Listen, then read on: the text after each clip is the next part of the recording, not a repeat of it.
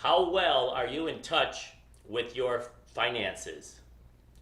Would you say you are rich? Are you poor? Or somewhere in the middle? Well, there is a global financial crisis going on in the world today, and more people are living in poverty than ever. So stick around. I think some of the numbers I'm going to share with you are going to be staggering. I'm Ricky Kallabat. Welcome to my Live a Legacy channel.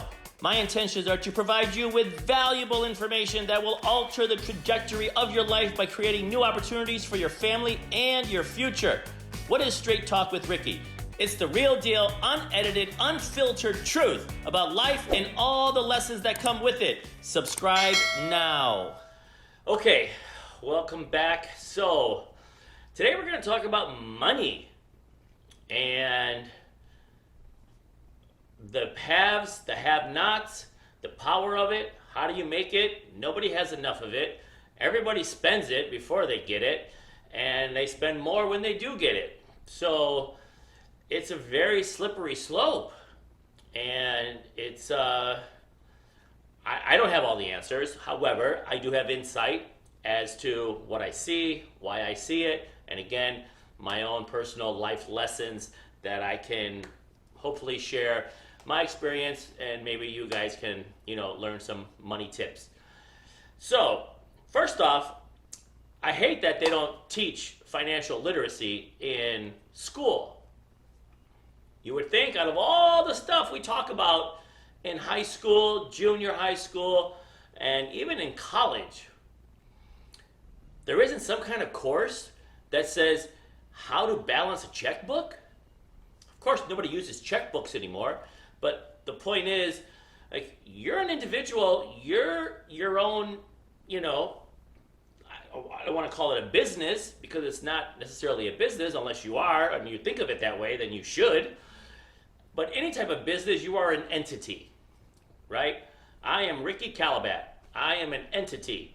And that entity has expenses and has income. And the income better exceed the expenses, right? Or we are living in what's called poverty.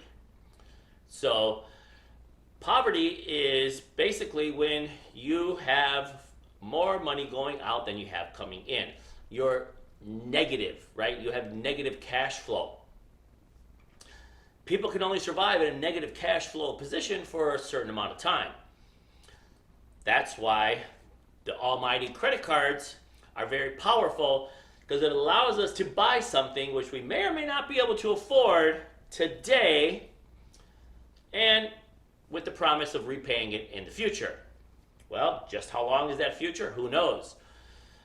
And how long will it take? We don't know. But I promise you, when you're using credit cards, the cost of that item, whether it be $50 or $100, by the time you're done paying for it, depending on how long it takes, you're going to pay for anywhere from 20 to 50% more for that item.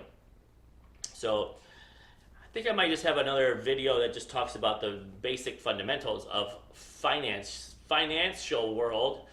But right now I want to talk about just the numbers of the people, so we know who is out there in the world. And I don't know the whole world because not the whole world shares data. But I know the US is pretty tight on the data. We definitely know where the money's at, who's got it and who doesn't. So I saw that 1/3 of all adult Americans live in poverty. So how does that break down?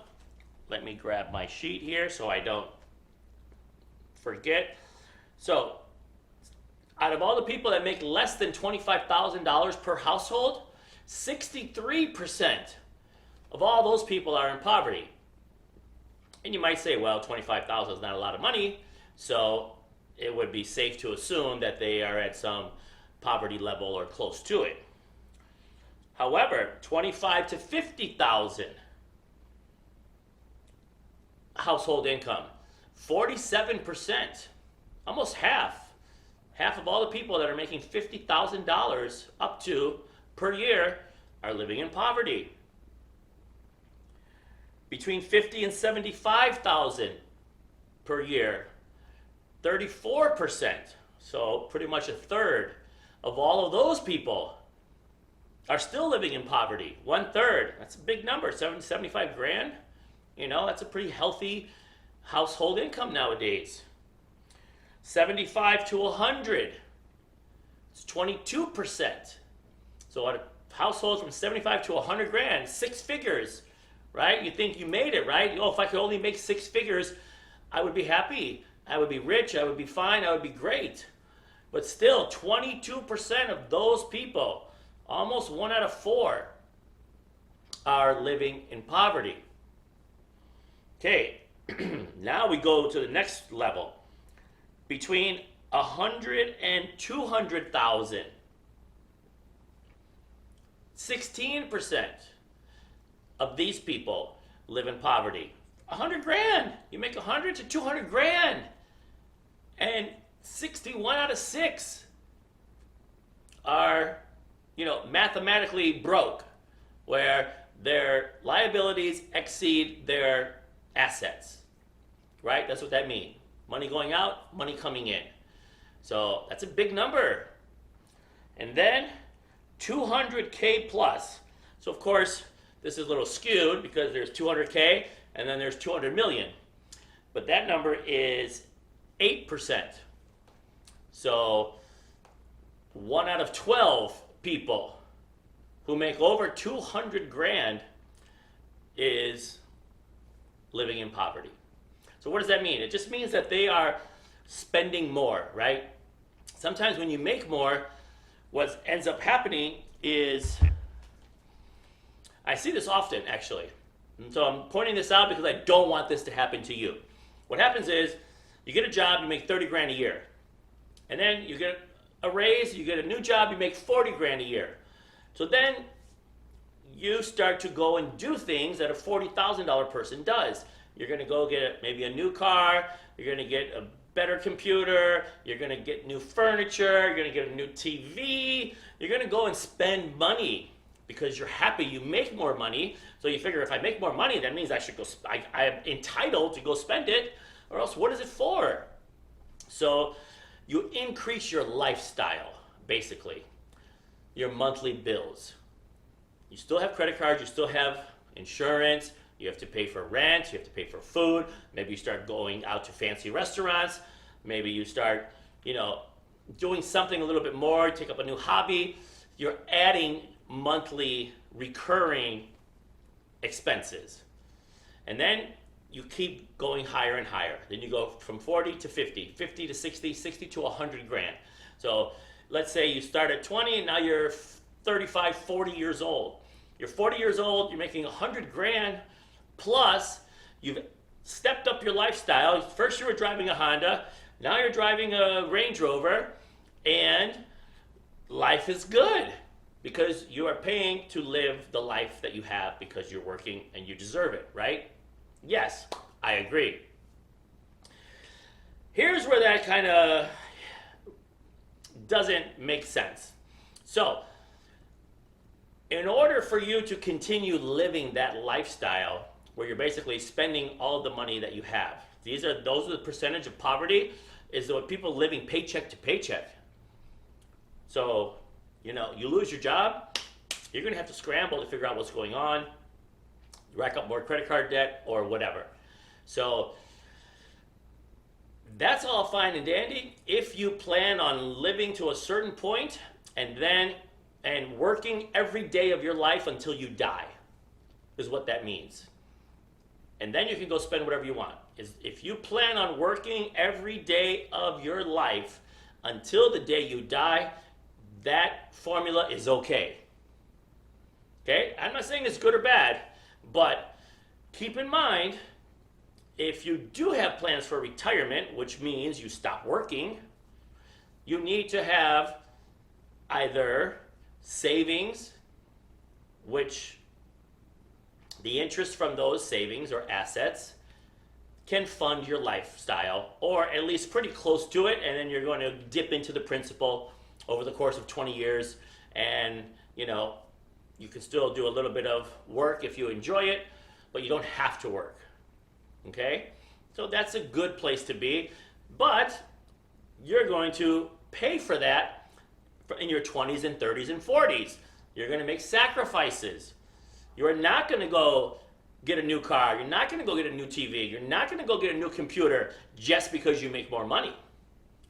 You maintain the lifestyle that you had. You might be comfortable. If you're comfortable in the lifestyle that you have, just because you make more money doesn't mean you go spend it.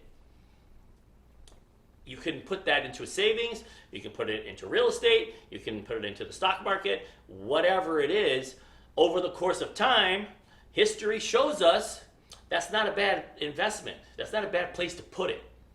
Even today, it doesn't matter, anywhere in time. The stock market, real estate, it doesn't matter when you bought it. Eventually, it will be higher than when you purchased it if you wait long enough.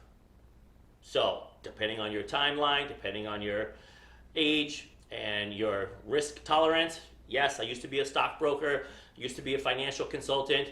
I still use that knowledge, information to help my real estate clients, my coaching clients, and my own family, right? So power of financial literacy is immense, which is kind of where I'm getting to with this whole episode. And again, we can do a whole series on this alone, which I probably will. But today I just want you to know you need to get educated. And there's no mandatory classes out there that you take in school that teaches you how to be cash flow positive, how to make more money than you're spending. They don't exist. It's not out there. So it's up to you to take a class, read a book, watch a video, do whatever you have to do, right? Go to college. You don't even have to go to college per se. You just have to take a class. Just take a class online. They're everywhere now. They're everywhere. They're not expensive. If you're going to invest in a new pair of shoes, why not invest in your financial future? If it costs the same amount of money, I promise you, it is best investment you will ever make in your entire life. The best investment. It's not fun just to go out and make money. If you don't know what to do with it, then it doesn't matter. You're going to be living in poverty, and it's a vicious cycle. Why do you think you hear all these stories about these people who win the lottery? They win millions and millions of dollars. And 2 years, 5 years, 10 years later, they're filing for bankruptcy. You figure, how did you blow $20 million? What happened? And the answer is, they didn't know what to do. They had no idea what to do with the money. When you win it, you think it's more money than you could ever possibly spend. Until you start spending it, and then you realize it goes pretty quickly. So without the financial literacy, you can't keep tabs on the P's and Q's and the X's and O's and where's the money going, how much is coming in, where should it be, thinking long term, talk to a consultant, talk to a financial planner, talk to anybody that has a degree, right, that has some knowledge and it works in the field to teach you. Once you have money, then you go to your financial consultant. You could either just give it to him and say, here you go, put it to work for me. Or you can say, teach me what to do, how should I do this? And you can learn. You should at least have some knowledge of how your money makes money for you while you're sleeping. Wow, that's a beautiful thing. Say that out loud. How does my money make money for me while I'm sleeping? And that is like the eighth wonder of the world, is being able to make money, while you're sleeping. It's a special thing. It's called, investing, it's called passive income, it's called, whatever it is. It's just recurring, residual, all these different words for how your money can really make money for you. But you have to put it to work. If you just spend it, it's just going through the cycle. It's just going through the whole machine.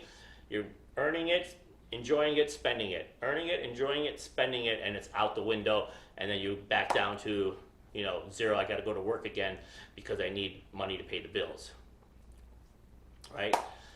So, poverty is not a pretty place. You have to find some balance. You have to find something that's going to help you determine, do you want to work every day for the rest of your life? Or is there some time where you want to be able to retire and enjoy the fruits of your labor, previous labor? But with that comes sacrifices. So at least once you understand what all that means, then you can make educated decisions on, do I want to go spend $500 at dinner tonight? Or do I want to spend $100 and take $400 and put it into a savings account or the stock market or some kind of an investment? Okay? That's all I got today. Have a wonderful day. Get out there and touch people's lives in a positive way. If you enjoyed this video, please go ahead, subscribe, and click on the bell. Like and share with 3 people you think will also benefit from this game-changing message. Connect with me. All my social media links are below in the description. We welcome and reply to all comments. So please share your comments below and please let us know what topic interests you the most.